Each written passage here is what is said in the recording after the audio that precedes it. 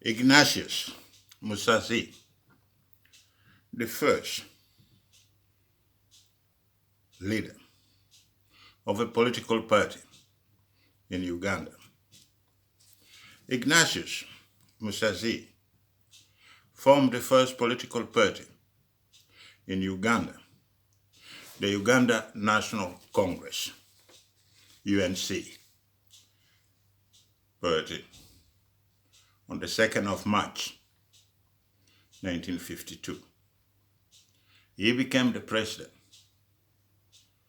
and Abubakar Mayanza became the party first secretary general. Apollo Kironda was the legal advisor to the party.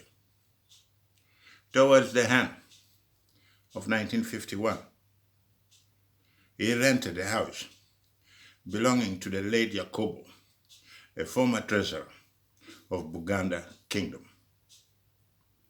The house became a center of political activities, and in 1952 witnessed the birth of the Uganda National Congress. When we begin to talk about people who built Uganda, Musaazi is a hero of the Republic of Uganda. Most of the new generation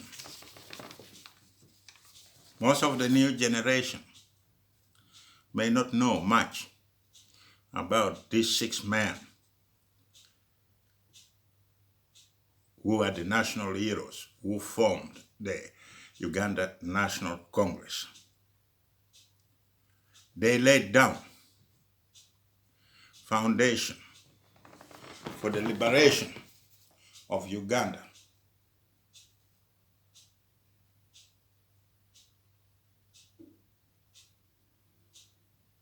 He died, and he was buried at Kololo Heroes Ground. He participated in the Buganda riots of 1945 and 1949, which resulted in the burning down of houses belonging to pro-government British colonial government, especially Buganda chiefs. The writers demanded the right to bypass the price control on the export sales of cotton imposed by the British colonial government, removal of the local Asian monopoly of a cotton ginning. The Asian in Uganda had unfair advantages by having exclusive rights over cotton. The right to have their own representative in local government, and thus it replaces the chiefs appointed by the British colonial administration as being behind the riots. Sir John Atton Hall, governor and commander at that time in chief of Uganda, 1945 to 1952, regarded those who participated in the riots as communists. And he believed that that was the work of communists. And he refused to give way to the rioters' demand. Don't forget to subscribe so that you don't miss your daily source of information on Uganda. Let me be clear, and let's get started. Musaazi formed Uganda African Farmers Union in 1947 and was banned for the 1949 riots. Many of his supporters went into hiding. Musaazi himself was no stranger to prison, as the colonial establishment tried to stop his effort to bring about change in favor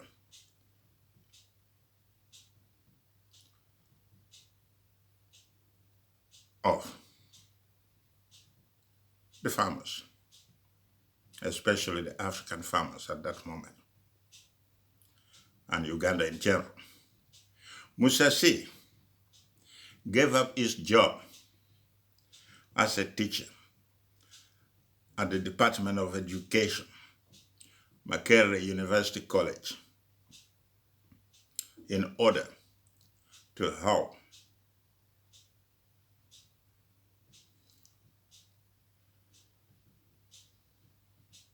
African farmers oppose the prevailing unfairness in trade at that moment, especially for cotton.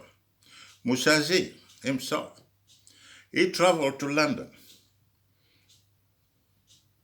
in the 1950s and lobbied the British Parliament for support.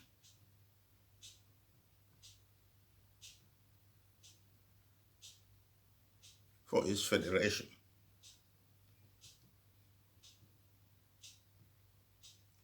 of partnership of Uganda African Farmers Union. And we all know that that union was also banned, the Farmers Union,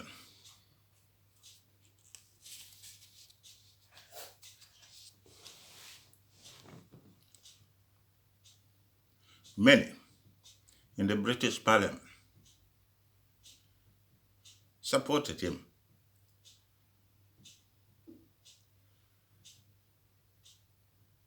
And a member of Parliament called 𝗏𝗏 𝙁𝙗𝙁, a British Labour Party member of Parliament, MP, supported Musaazi. He therefore received support from many intellectuals from London School of Economics who were sympathetic and supportive. He had the opportunity to speak to students of London School of Economics. Among those students was an American, Joseph Shepherd, who was completing his PhD in political science. George accepted Musaazi's invitation to provide technical help for his organization. The main aim was to fight the agricultural policies in Uganda, mainly disadvantaged Africans, because the favor was all going to Asians and Europeans. Joseph Shepherd arrived in Uganda in 1951. At that time, he was only 25 years old. And his presence in Uganda at that time was not welcome by the British colonial government. But they managed to succeed on several fronts. 𝙁𝙁 and his colleague reorganized the accounting books.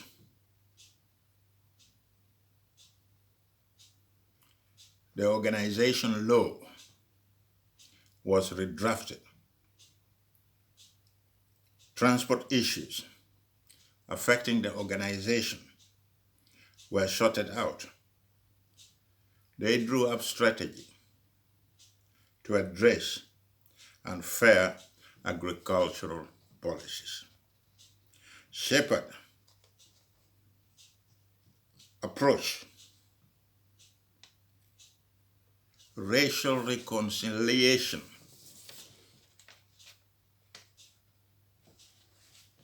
in one of the significant contributions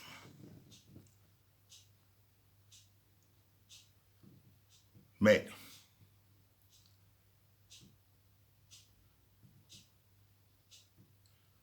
And is to Musaazi and his Federation of Partnership of Uganda African Farmers Union. He spent 2 years in Uganda. He left a significant mark on the political landscape of the country. As I said before, the presence of Asians in Uganda was a calculated colonial project which was put in place to deny Ugandans the opportunity to manage their own affairs. That project is still in place up to today. It is a sad affair,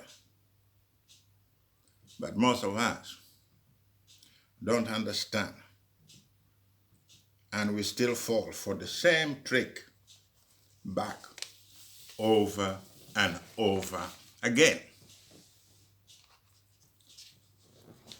The arrival of Sir Andrew Cohen, governor of Uganda, 1952 to 1957, provided for a more progressive climate in the colonial Uganda.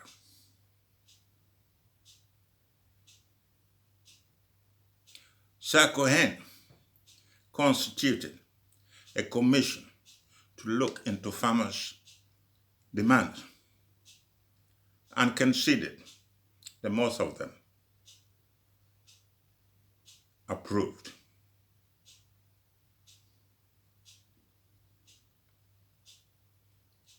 The nomination of 3 Africans as members of the 𝙏𝙗𝐿𝑒𝐺𝐼𝐶, the Uganda Legislative Council, with the success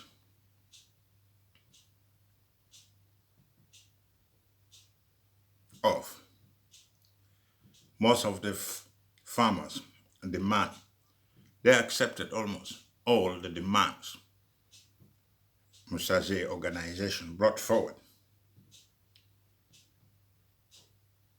Therefore, we could say at that time the farmers' demand was accepted by Sir Andrew Cohen. Musaazi is a national hero that put his footprint on Uganda politics. We salute him, but at the same time, let's not forget, we still have a problem. We still have the project that is left behind. And that project should be revisited.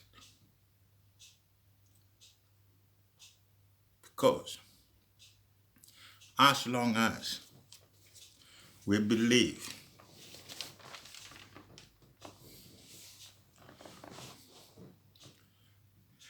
in independence, we believe in freedom, and as long as our people are not free, as long as the project which is running a state today is based on the project the colonial master left behind, then we are letting people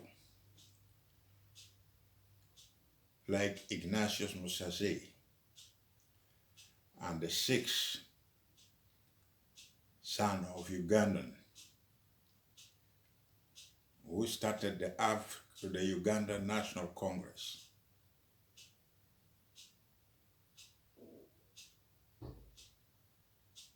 We are failing them. It is time to go back to a drawing table and then sort out the project, any project that was put in place that does not meet our demand today should be reconsidered. And that includes the Asian project and other projects that does not add additional value to who we are. People like Ignatius Musaazi is a product of King College Buddha. And as I said before, you will be hearing about people who built Uganda, people who contributed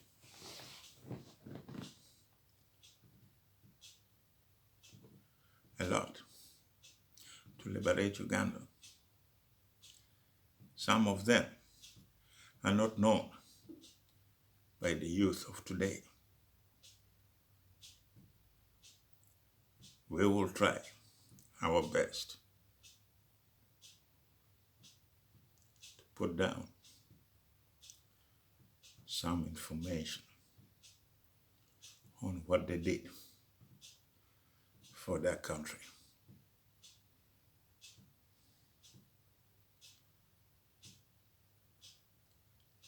We should not forget that those who laid down the foundation for the independence of Uganda should always be remembered. It doesn't matter whether some of us don't like them, whether you or me, we don't like a particular person.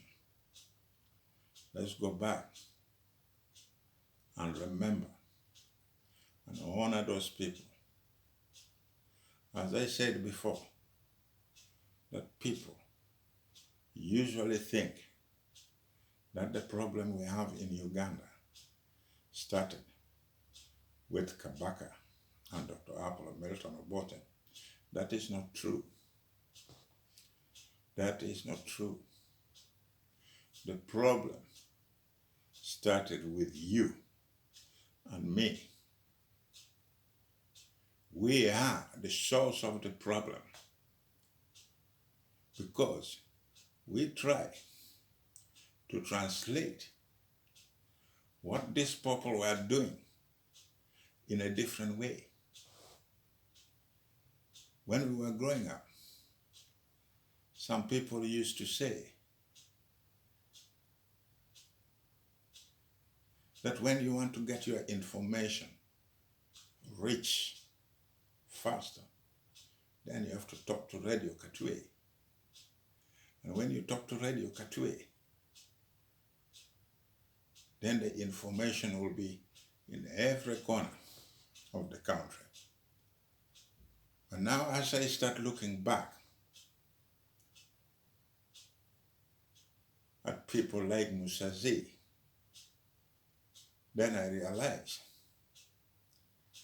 that the problem is not those people who laid down the foundation for independence. The problem is us, you and me. Thank you for listening. And remember, I will